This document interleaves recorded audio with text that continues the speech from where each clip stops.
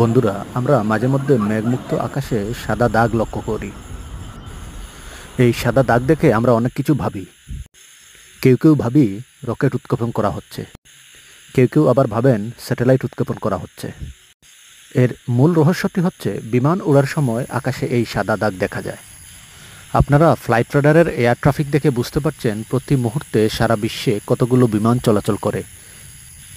এই বিমানগুলো অসংখ্য, কয়েক হাজার।